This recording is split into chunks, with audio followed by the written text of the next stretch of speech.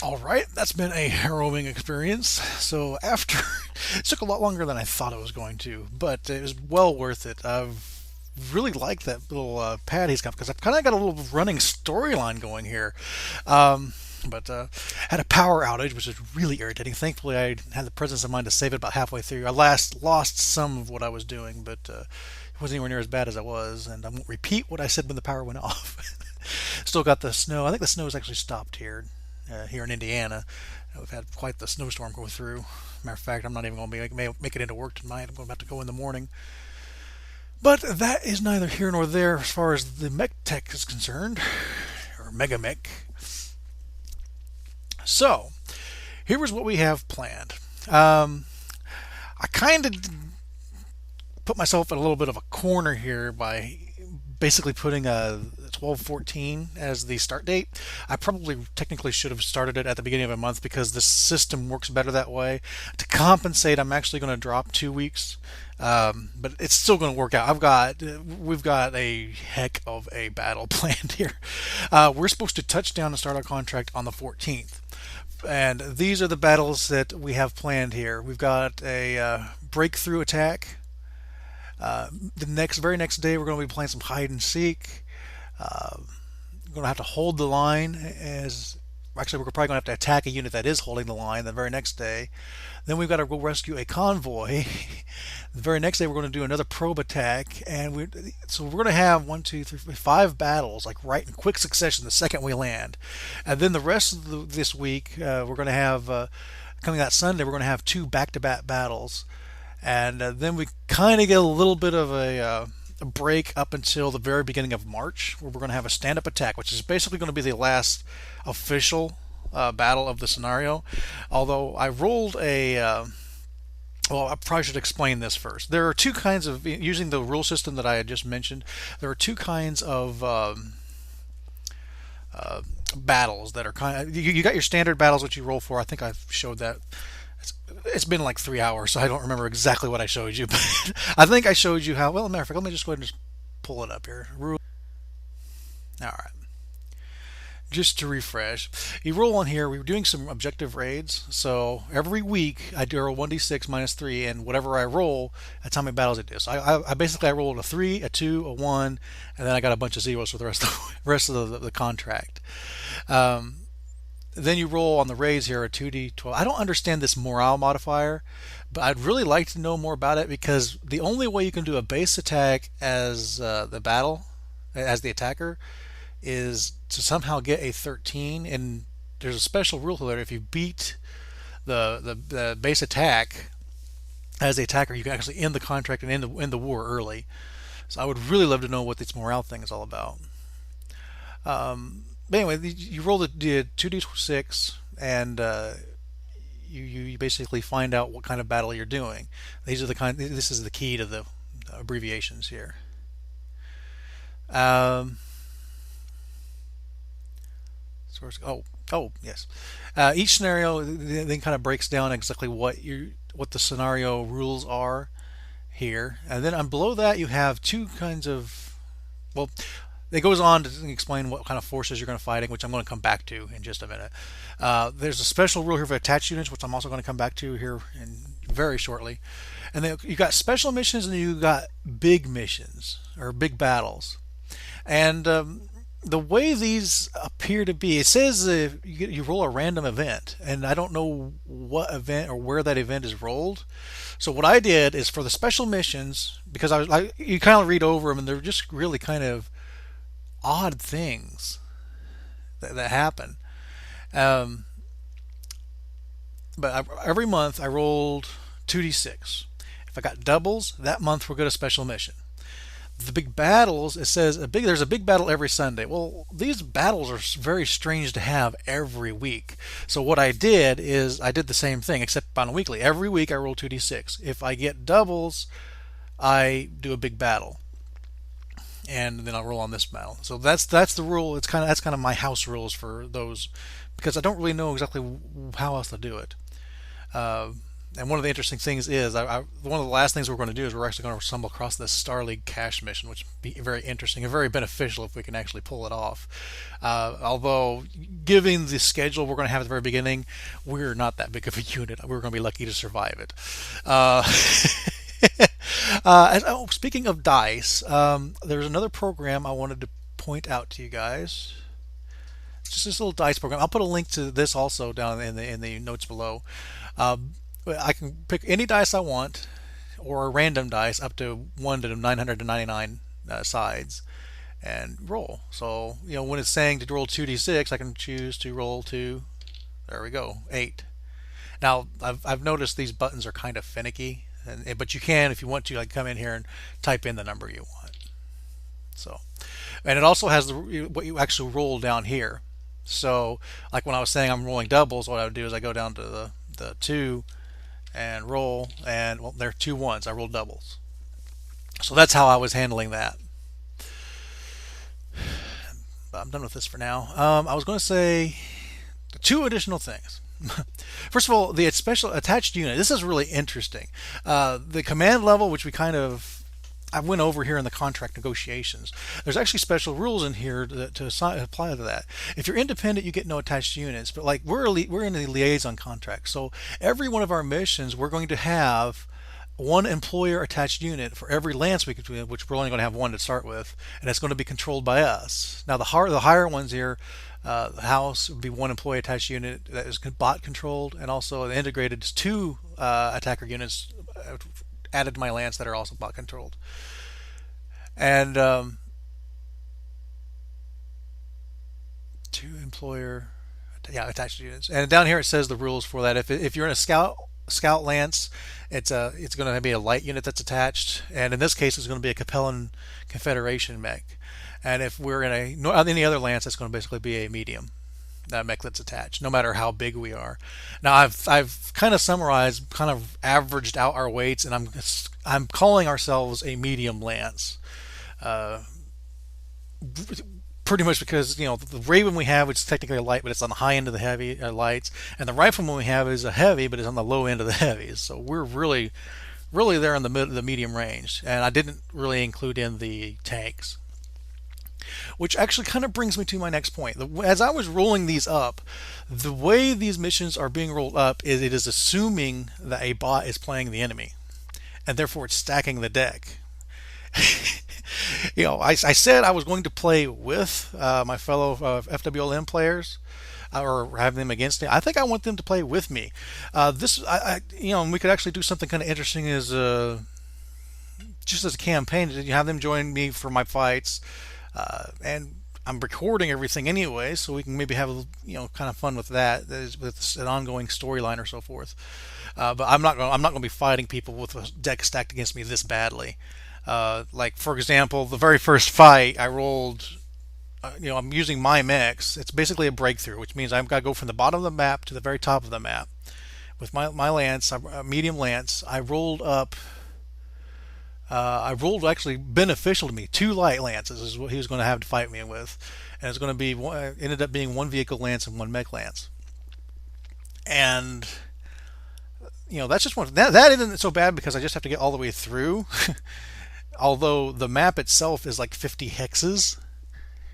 I would take some serious attrition there if I had somebody who knows what they're doing fighting me. Now the AI isn't great, but it isn't completely stupid. So this would be very challenging if you're playing against a bot. But playing against somebody that knows what they're doing, you're going to lose mechs, especially since they don't have anything to lose by fighting against me. And then I'm following it up with a hide and seek, which I'm going to have to look up the rules on that. I know from the Mercenaries handbook that was a mission type. Basically, you set up and hide until a prearranged. I don't know if it's a prearranged. I can actually look it up. Let's see what it says about hide and seek, because that's going to be our next one anyway. Hide and seek. Hide and seek. Here we are. I think we're the defender the first time. Attacker starts on any map edge. We start at the center. certain terrain types that aren't allowed. The bot would be the attacker. Bot lance's rule receives a +2. Okay, that's the lance thing. Attacker must destroy half of my mechs, while we have to destroy a third of theirs. So that's what hide and seek is. In the mercenaries, it's actually a little bit different because you're dealing with like not being able to see and so forth. I'm not sure what this observations is all about. Defendable dropships. This would be really cool if you could actually do that. I'm not going to tell you what it is. Ha! Ha! All right. The lance.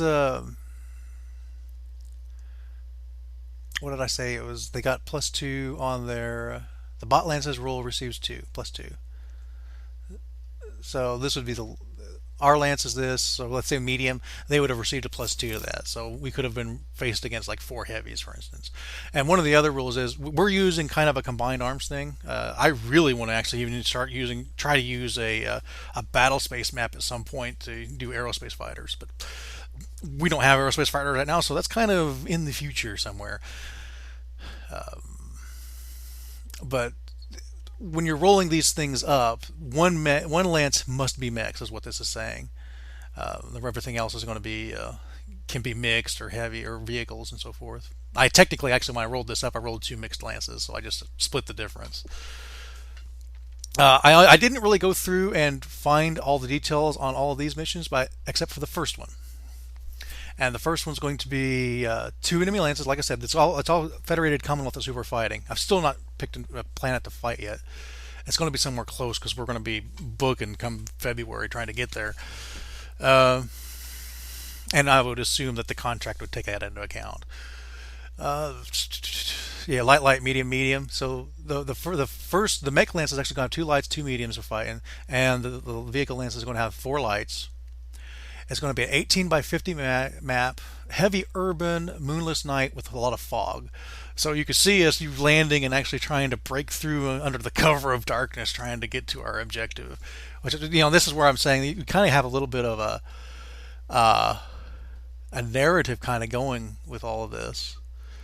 It should be really cool, really fun. But first, we've got this set up. So we're good to go here. Now we actually need to make it to February. Now, before I do that, let's go ahead and find out what planet we're going to fight. This is all FedCom stuff. So let's say Nanking. They say that there's something they want at Nanking that we're going to basically hit an installation to soften them up so Liao can try to come in later, and even though they're nowhere near here. This is a 3050 map after all. They're way down here, but or maybe there's a is there a description here on Nanking? First trade center during the original Exodus. Sky. 17% Confederation commerce flowing through Nanking. Primary industries. Maybe there's a mine. That's what the ultimate objective is. We're going to be tying up the enemy so Liao can get like a little strike force in to take out some mine that will end up weakening FedCom's forces down near their areas. So that's the description. And it's going to be Nanking. Let's calculate the path. It will take us 20 days to get there. Wow.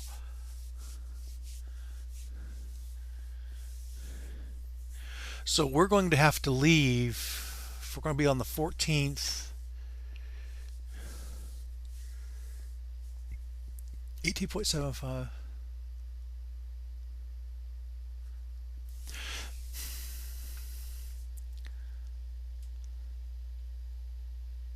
Says we're going to be an outreach for 200 hours.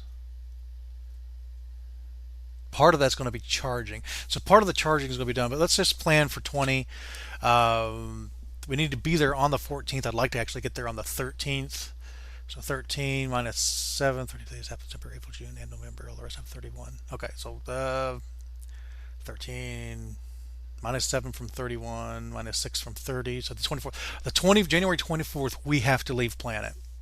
So what I'm going to do now, Well, first I'm going to set Nanking as our actual mission objective.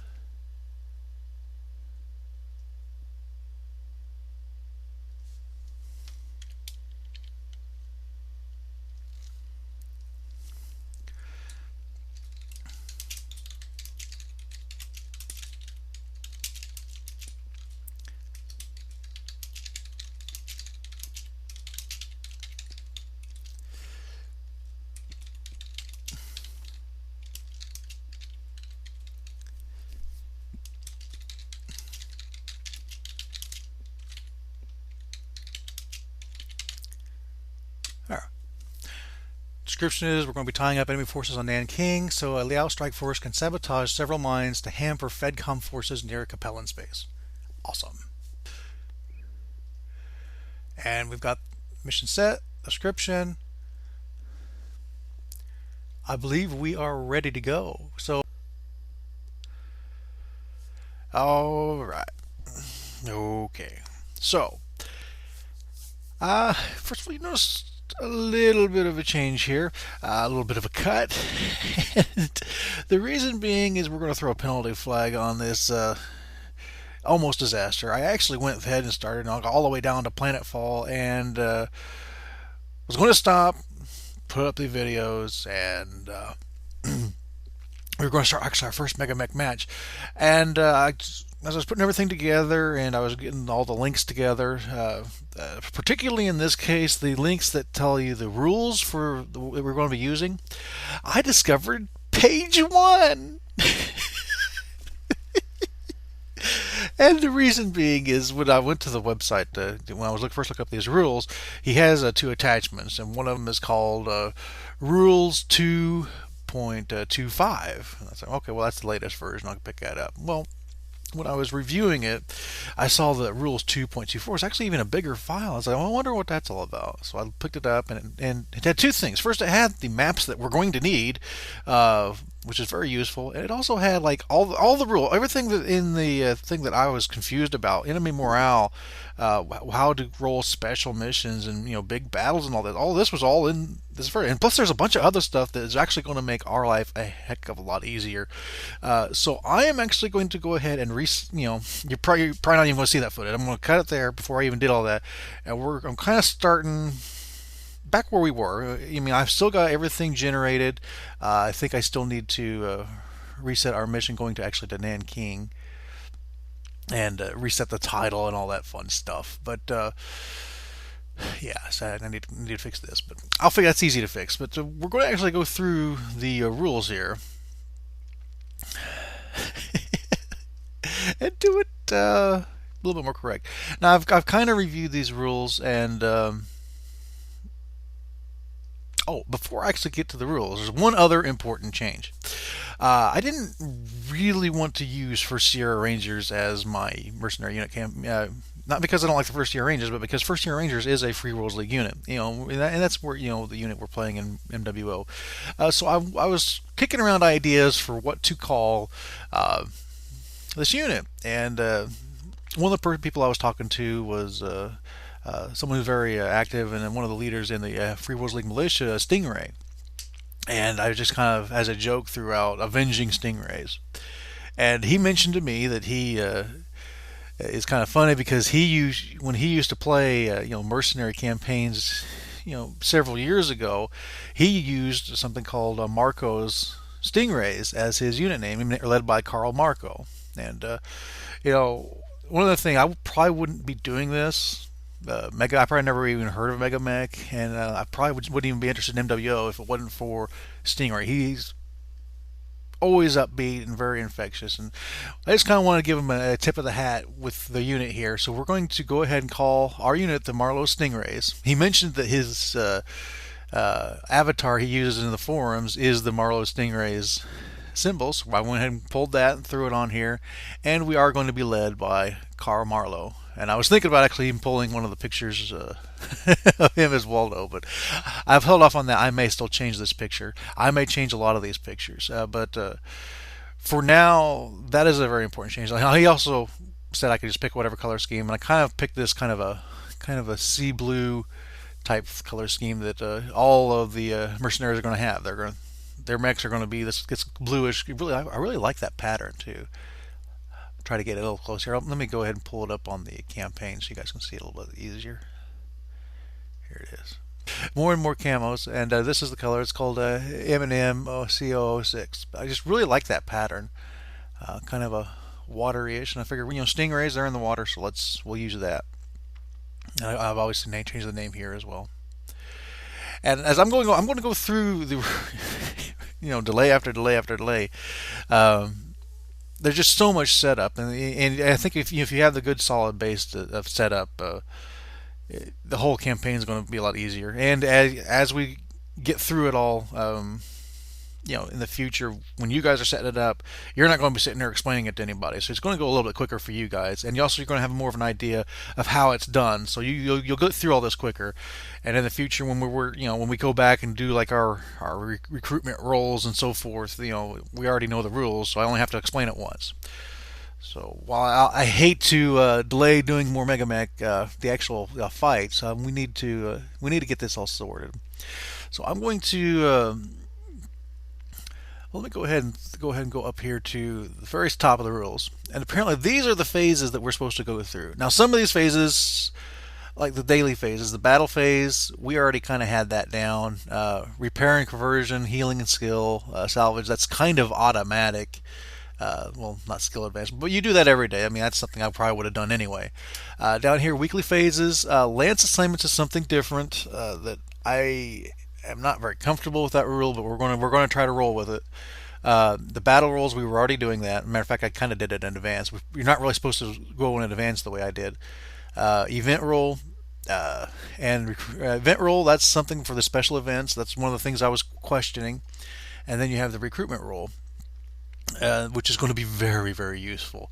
'Cause one of the things I was concerned about going into that fight was just how few units we had, and we were going to get hammered there at the very start with like 3 or 4 battles right at the start.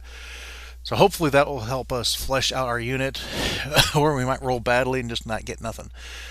We will see. Okay, every month, market generation, buy and sell units. I'm not entirely sure what that's all about. Contract generation, we already have a way to generate a contract, and plus I was looking through the rules. There is no actual contract generation things in these rules, so I'm not sure why that's there.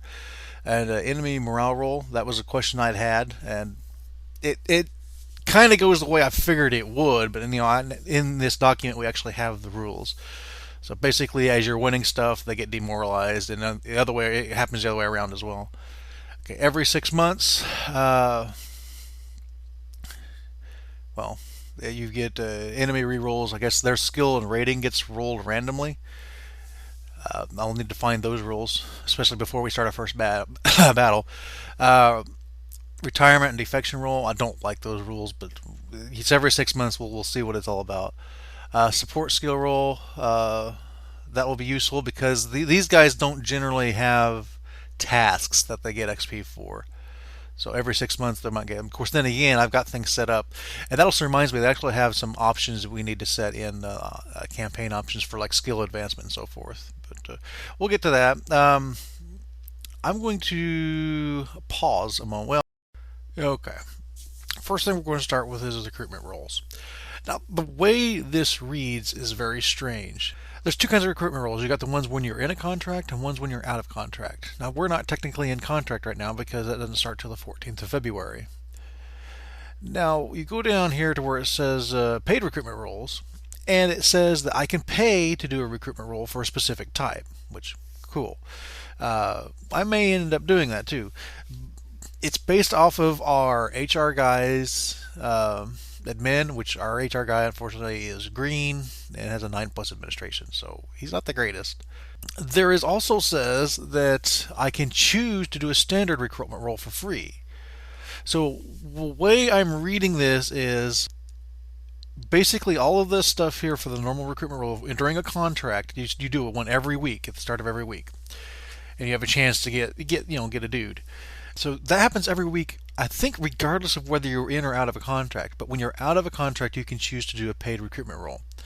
So it costs $100,000 every time, and you can do it once a week.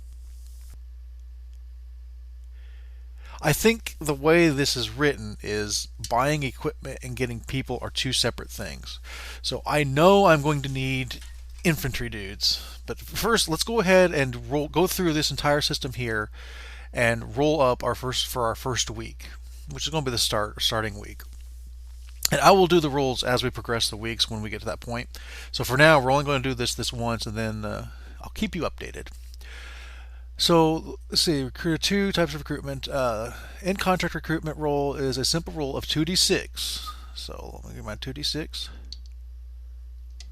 Okay. Define the control and determine the new recruit experience. Roll of a 2d6 to define the type of recruit that shows up and their other roles to determine the new recruit experience and if combat personnel, if they own a mech or whatever. Okay, first we roll. Okay, so 5. We get a aerospace. I mentioned I kind of wanted one. So we get an aerospace dude. I think we roll again to find out his skill level. 8. Regular.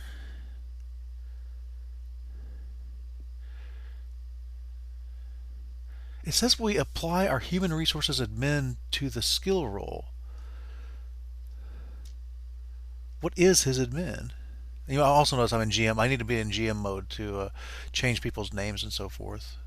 And it's going to kind of work out here because I think I need to see his actual level through this.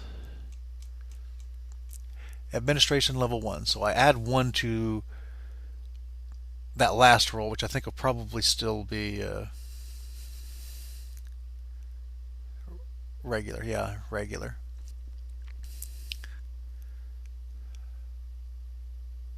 I think that's the roll there. Roll.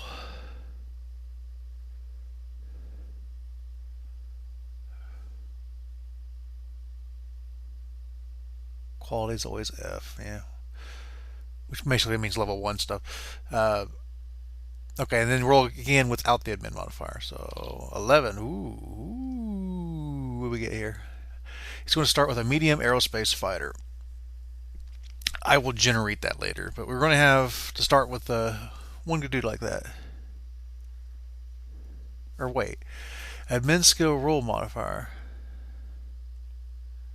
I have a green. He's green, so -1. Okay, so it wasn't that level over there it wanted. It wanted his actual rating.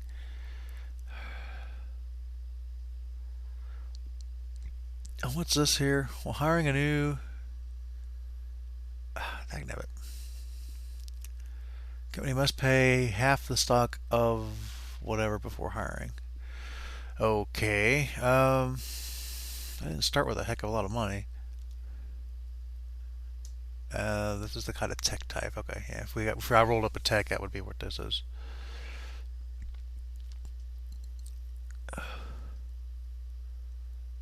When hiring a vehicle crew, you hire 1d6 drivers, gunners. And infantry is an entire platoon. Okay, that's good news. If the infantry crew has, the vehicle crew has a vehicle. Instead of 1d6 crew, you hire enough crew for the vehicle. Okay, and if the new recruit is a mech warrior, you must also roll.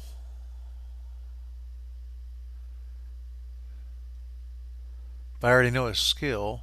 Oh, okay. I get it. Okay. So he's a regular, and I roll here to see what his actual skill is. Got it. Oh, for the aerospace dude. So I assume it all means the same thing. Well, I guess that means I need to generate up a medium aerospace fighter and see if I actually want to pay the money to get it, because I don't have a whole heck of a lot of money. I don't know what the heck it's thinking here. How much money do I have? A little over, well, about 5 million. I haven't spent a whole lot of money, but I also need to go through and actually go buy more parts before we start our campaign.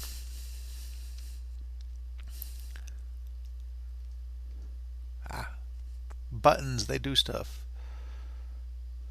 Is there? I don't think there is a random. I think I need to actually load up Megamek to do this. So I'm going to pause a moment and while I do that. Hey, we did it! Megamek! Yay! All right, here we are actually in Megamek, and we're not going to do any more Megamecking. No, no. I use this a lot for random generation. I did this for the random generation, our initial units. We'll go here and you can add a combat unit. I think this is where it is. No, that ain't it. Roll a random army. And you can actually go over here to the rat tables, which we're not going to use because I'm not looking for a random by faction type thing. What I'm looking for is just one unit that I don't think this is capable of generating. Come to think of it, aerospace fighters are kind of weird this way. So I think I am going to have to just use a rat table. Ignore the man. Let's see here.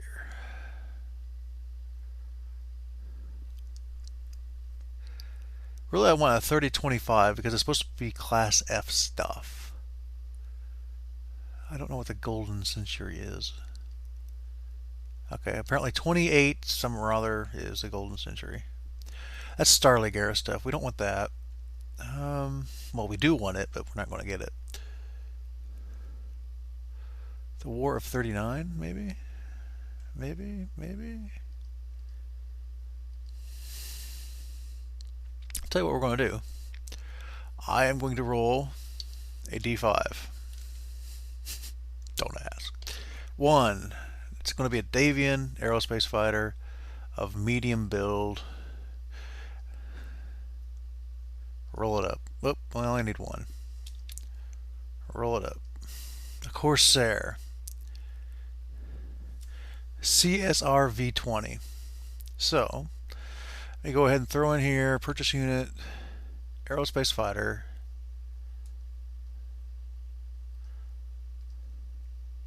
Medium.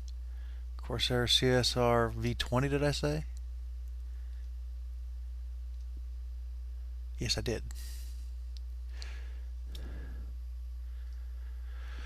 So it would cost us 1.1 million to buy this thing.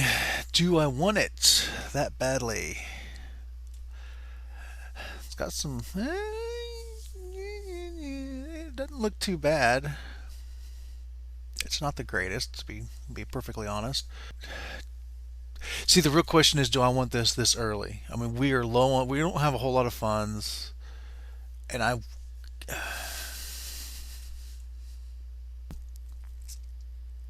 think I'm going to have to say no to this. 1.1, that's just too much money right now. I hate to do it, but yeah, I'll have to say no. But I still do get the paid role. And for the paid role, I'm going to actually have him try to hire infantry. For reasons that I will explain later.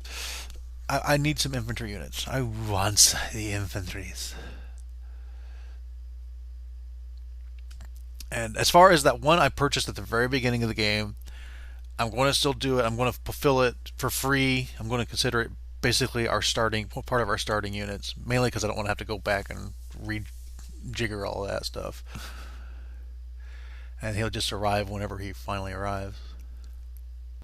Okay, I'm looking for infantry, so I get a +2 to his roll. And then I get a -1 because he's green. So we'll pay our 100,000 and roll. Basically a +1. 5. We got 1. Yoy.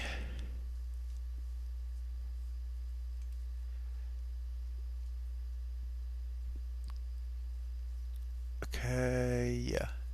Okay, we roll to see what kind we got, and also its skill level. So skill level gets the plus or -1, so 3. That ain't good. They're gonna be green infantry. Oh boy. And this roll does not get modified, I don't believe. 5 foot infantry.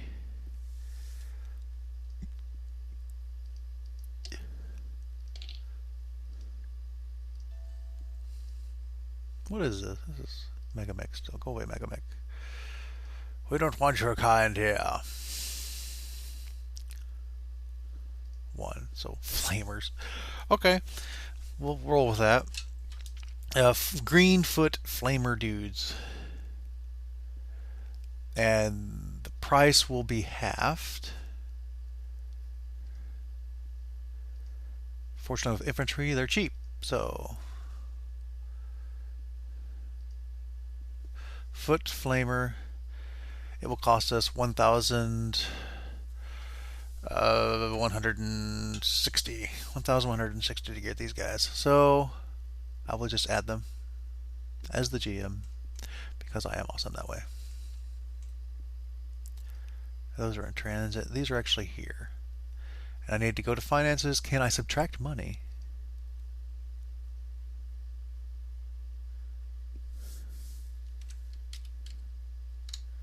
What did I say, 60? Or yeah, something like that.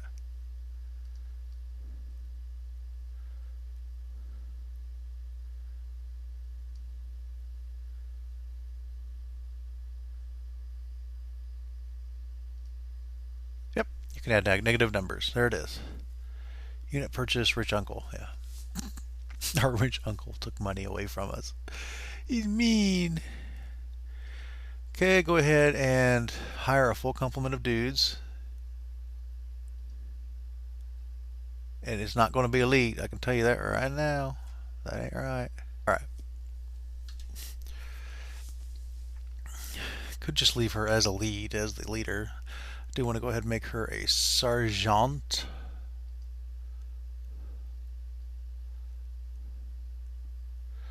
Veteran, veteran, veteran, veteran, regular, regular, regular. I kind of got the whole gamut here. I have no idea what this would be considered once you actually throw it in the field. Okay. Now I'm going to move on to infantry. This is something that's some of the reasons I was getting infantry. One of the things I really wish we would have got was a motorized. Unfortunately, that didn't happen. There's actually several rules here for like special kinds of vehicles we could have and so forth. But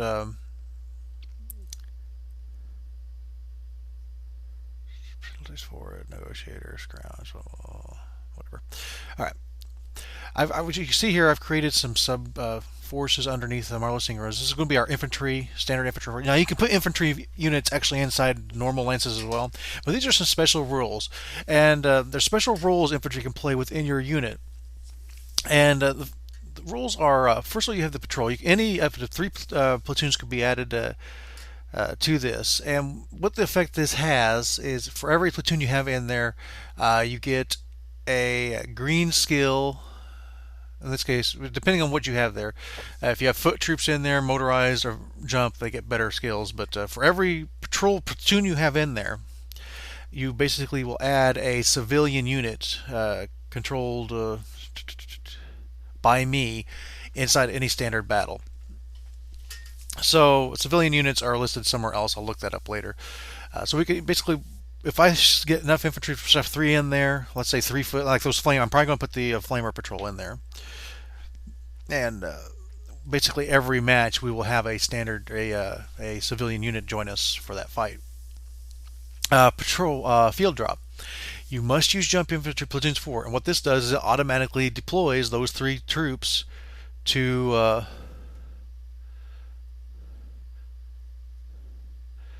actually, I'm saying 3. There is no actual limit. Apparently, I can dump as many jump platoons in there as I want, and they will basically join us for any battle where we are the attacker. Defense.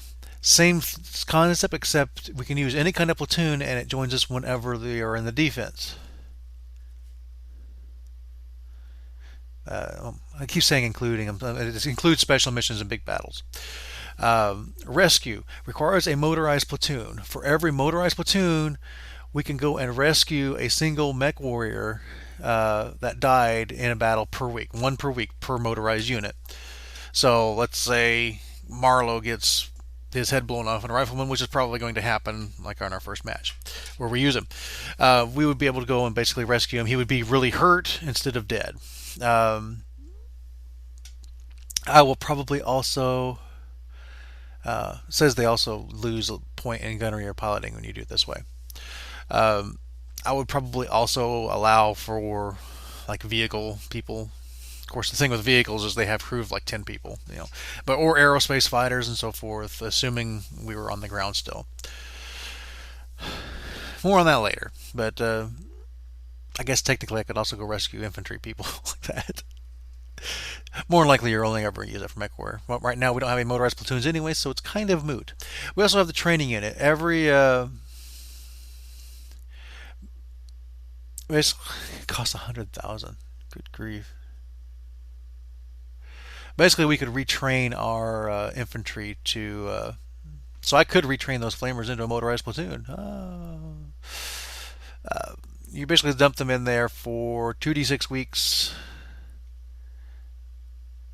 for movement type retraining and 1d6 weeks for weapon retraining. It costs 100,000 civils. So that's that. Also, it says here you can deploy flip platoons using an APC instead of just going by themselves. APCs are actually something we'd have to go buy, but apparently we can freely go buy them if we want to. Eventually, will. There was one other rule I wanted to work with here before we actually get started proper. That reminds me something else that reminded me of. I mentioned that over here in the hangar that I didn't know what the change site thing is, and I was going to leave on transport bay. This actually has rules for where you set that depending on where you are and what your contract is. For the raid, we're actually going to be on the worst possible position for repairs, but we're in the transport bay until we actually get there, so we're going to take advantage of that. Where was it? It was it was officer skills. Here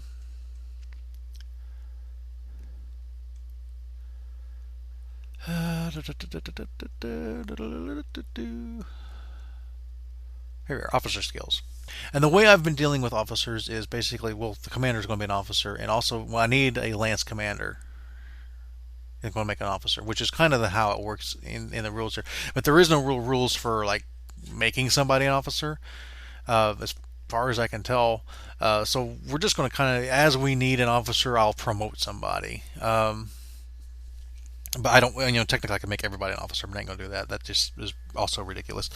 So,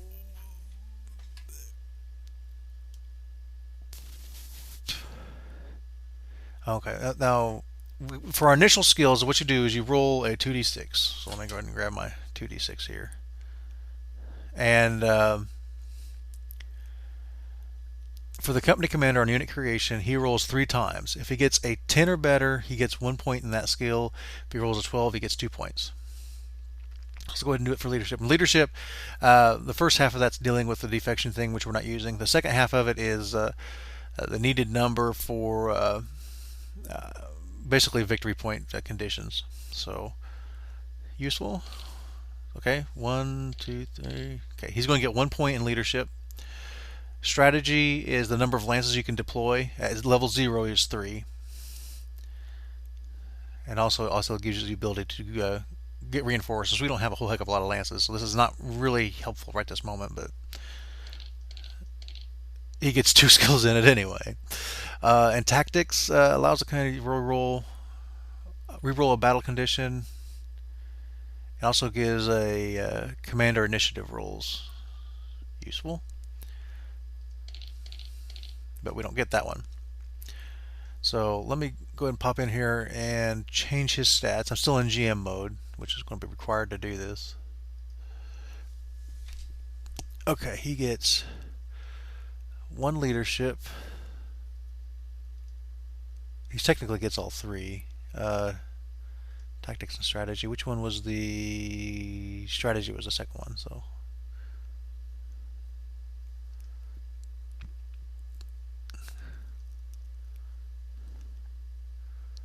there we go. Boom.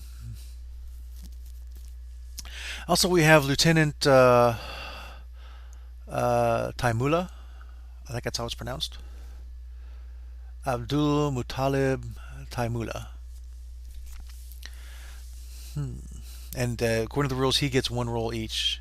And also, when you first promote an officer,